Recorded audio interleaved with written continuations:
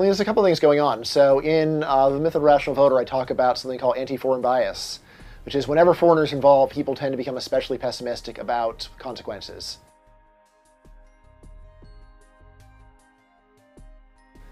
So and again, there's probably an evolved tendency to this. So like in primitive times, if another tribe showed up on your hunting grounds and you said, "Yay, immigrants," probably that was naive.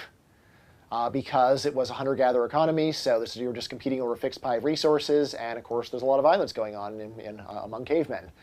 In the modern world, this is totally unrealistic. When some people show up and want to work, this really is a benefit for you. Okay, so I mean, there's that. Another thing, though, is that there's a big disconnect between first-hand experience and what people believe in theory. So if you actually ask people about immigrants in their own communities, most people say that they're good. Most people say immigrants in their own communities actually are benefit to the community. They're happy to have them around. But when you ask them about immigrants for the country, that's when people say they're bad. So first-hand experience says immigrants are good, but theoretical observation, the theory, how are they in general for the country? Well, that's bad. Now, obviously, it cannot be the case that they're good for communities but bad for the country. You got to put it together, and the country is just an average of the communities. So it's really just people assuming that the world they don't see is bad, and the world they do compared to the world they do see.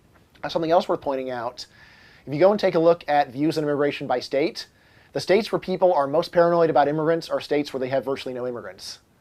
So places like Minnesota or the Dakotas, where there's very few foreign-born people, those are the states where people think that immigrants are terrible.